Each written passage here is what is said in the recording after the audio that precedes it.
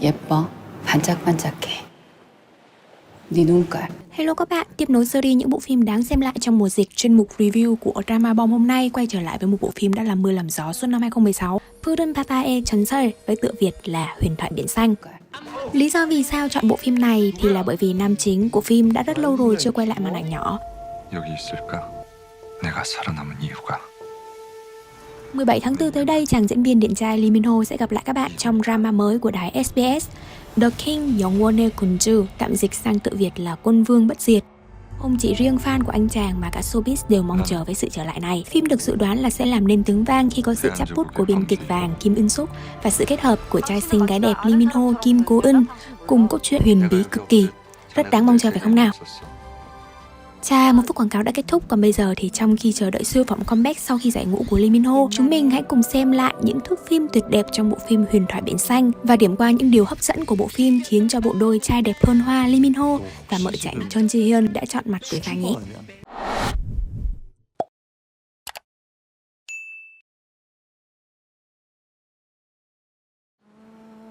Dựa trên câu chuyện thần thoại về nàng tiên cá trong tiểu thuyết thời Joseon của học giả Yu Mong In, chuyện tình cảm của chàng huyện lệnh Kim Dam Ryong và nàng tiên cá Se Hoa bắt đầu từ một tình huống anh hùng cứu mỹ nhân quen thuộc. Nàng tiên cá bị bắt lại trói trong hồ sen với mục đích thiêu sống lấy dầu đốt thượng hạng dâng tặng đức vua. Nhưng may mắn được chàng Dam Ryong giải cứu. Chàng thả nàng về với biển xanh, thậm chí còn bất chấp lời truyền dân gian để đỡ lấy tay nàng. 이 너희가 잘못 손을 대 이 너가 인간의 영혼을 앗아가 기억을 지워버린답니다. Tại thời điểm hiện tại, Ho Chun Jae, hậu nhân của anh chàng huyện lệnh chính trực, giờ đã là một 천하의 사기꾼이라니. Sau mỗi vụ trộm thành công, anh phải đi trốn tại một nơi xa, và địa điểm lần này anh chàng chọn chính là biệt thự view đẹp mộng mơ hướng ra biển. Bằng cách nào đó, Sim Chong, hậu nhân của nàng mỹ nhân ngư năm nào, đã có được đôi chân mà lẻn vào khu biệt thự nghỉ dưỡng của Ho Chun Jae. Khác hẳn với khung cảnh lãng mạn năm xưa, vừa gặp nhau chàng đã bị nàng chơi vài cú, nhẹ thì ngã ngửa ra sau, nặng thì bay hẳn ra ngoài phòng khách, loạng choạng đến không thể nào đứng lên được. Ho Chun Jae ơi, dù rằng bom thấy mất mặt cho đấng nam nhi như anh, nhưng mà cũng đừng buồn nhé, vì nàng mỹ nhân ngư của anh không phải là một cô gái liễu yếu đầu tơ bình thường, cho nên mới có thể giúp đỡ anh được khá nhiều việc về sau này đấy. Báo cảnh sát bắt kẻ đột nhập xinh đẹp này, nhưng máu siêu trộm bỗng lại nổi lên khi nhìn thấy chiếc vòng xanh ngọc biếc trên tay cô. Vậy là tách. She's actually my wife. We just got married. Look, she's wearing a dress. Thuật thôi miên đỉnh cao được thực hành.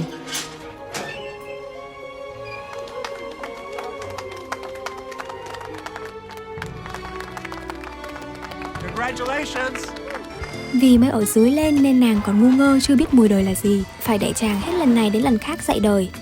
Mà cũng chẳng phải tốt đẹp gì cho cam. Tất cả cũng chỉ vì chiếc vòng tay trị giá 600 triệu won trên tay cô mà thôi. Những tưởng trốn sang nước ngoài là thoát được, ai ngờ lại bị truy sát tới tận cùng. Vậy là cứ thế nàng tiên cá ngốc nghếch của chúng ta buộc phải theo chân anh chàng để đi trốn. Và không có cách nào khác, lại phải chọn một con đường cuối cùng là nhảy xuống biển.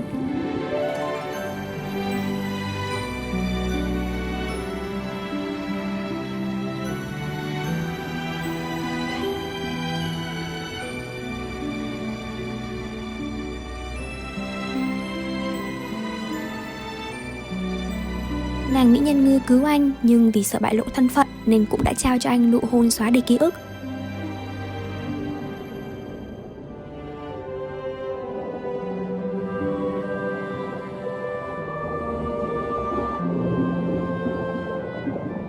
Quãng thời gian bên nhau như tan biến hoàn toàn theo dòng nước biển xoáy, để lại một Ho Chun Jae mơ hồ với chính bản thân và cả tín vật anh có trong tay.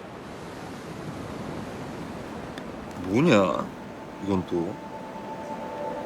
아이 뭔 소리야? 내가 스페인에서 무슨 여자를 만나? Thật là oan uổng cho Chun Jae quá Nam Do Si. Anh có hỏi gì hỏi mãi thì người ta cũng không thể nhớ ngay ra được đâu, người ta đã bị xóa ký ức rồi mà. 넌 이제 곧 서울로 가? 그지? 나야 거기가 집이니까. Vì yêu mà đến, cuối cùng thì nàng tiên cá Sim Chong cũng không thể từ bỏ tình yêu ấy và lên đường đi tìm chàng hoàng tử của đời cô. Nàng bơi từ Địa Trung Hải sang Thái Bình Dương, đi ngang Biển Đông tắt đường lưỡi bò, vượt đảo Hoàng Sa hướng tới Seoul, làm cho ngư dân cũng phải sợ đến phát khóc. 누구세요? 저 서울 어디로 가요? 여기 제주도인데.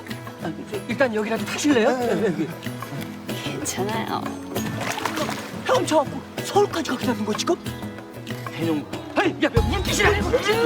Nhưng mà không địa chỉ, không số điện thoại, không một tấm hình, còn không có cả tiền. Sim Chung thậm chí còn đã học xấu bắt nạt bạn bè để lấy tiền tiêu.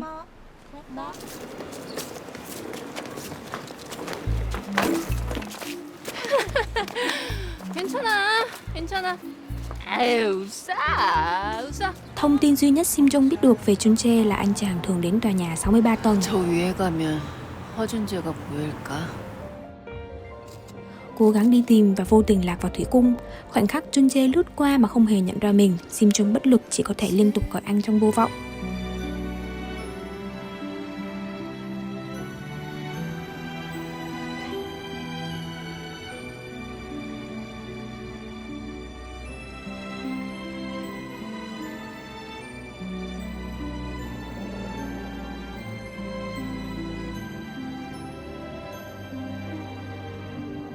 Chạm mặt nhau nhưng chưa thể tìm được nhau. Liệu rằng câu chuyện tình yêu qua nhiều kiếp duyên này sẽ diễn biến như thế nào? Bom sẽ chờ các bạn cùng tìm hiểu rồi nói với chúng mình.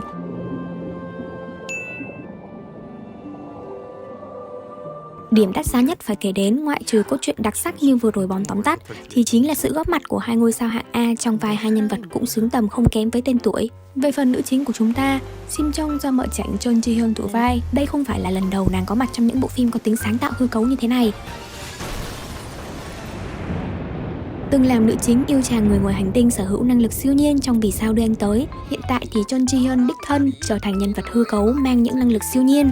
Khả năng võ thuật đỉnh cao cùng sức lực vô cùng lớn đã giúp cho cô không chỉ một lần đánh bại kẻ thù, mà thậm chí còn nhiều lần giúp cho nam chính thoát khỏi nguy hiểm nữa.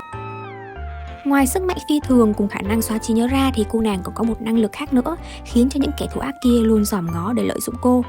Là gì thì Bom chỉ có thể tiết lộ đến đây thôi, thay vào đó thì Bom sẽ tiết lộ cái khác thú vị hơn nha. Theo chia sẻ của đoàn làm phim thì để mang đến những thước phim chân thật nhất, nữ diễn viên Chon Ji Hyun đã phải tập nín thở và bơi lội trong một khoảng thời gian dài để có thể lặn thật cho những phân cảnh quay dưới nước. Các staff đã rất bất ngờ vì áp lực của dòng nước cùng bộ đồ người cá cô mặc trên người không cũng đã làm cho cô có cử động rồi, thêm việc phải nín thở trong một khoảng thời gian dài ở dưới nước. Nhưng điều đó cũng không làm khó cô trong việc phải thể hiện thật nhiều biểu cảm của nàng mỹ nhân ngư, mà lại phải thể hiện thật xinh đẹp và lộng lẫy nữa. Có người còn nói những thước phim này chẳng khác nào một đoạn quảng cáo dài của Chon Ji Hyun. Nàng đẹp đến mức mà Bom nghĩ là nếu có nàng tên gái thật thì có lẽ là cũng chỉ có thể đẹp đến mức này mà thôi. Quả không hổ là ngôi sao hạng A, diễn trên bờ không thì Bom cũng đã thấy khó không thể làm được rồi, đằng này lại phải diễn ở dưới nước nữa. À mà nếu làm được thì Bom đã là diễn viên rồi, làm gì mà ngồi đây edit video cho các bạn xem được nữa. Vai diễn Ho Chun Jae của Lee Min Ho, tên siêu trộm thần đồng với IQ ngất ngưỡng, hóa ra lại có một thân phận không hề tầm thường chút nào. Mỗi tình tiết của bộ phim gây cấn dần dần hé lộ vì sao anh ta lại luôn ngắm vào những tay tài phiệt cho những phi vụ làm ăn, và vì sao mẹ anh lại đưa ra lựa chọn ra đi mà không hề nói trước. Canh cánh về gia đình cùng trắc trở trong tình yêu, xen lẫn với những mối nguy hại rình rập tới từ kẻ thù. Chắc chắn cuộc sống của một Ho Chun Jae đảm bảo sẽ đưa các bạn đi hết từ bất ngờ này đến bất ngờ khác.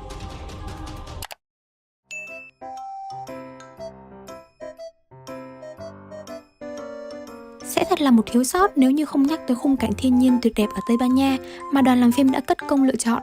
Những dãy biển xanh ngắt cùng tòa thành cổ xưa với kiến trúc châu Âu không thể nào rời mắt.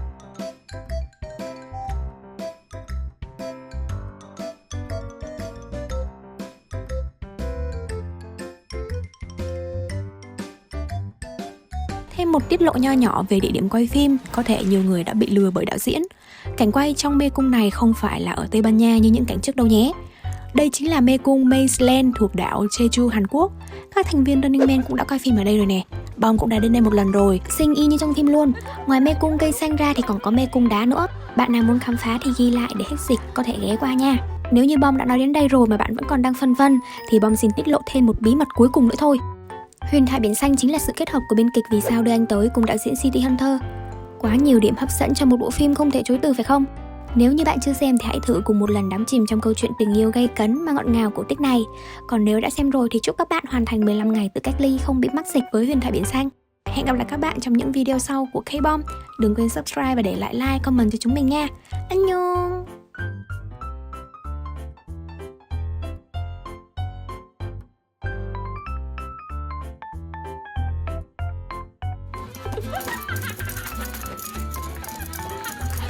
What are you smiling at? Don't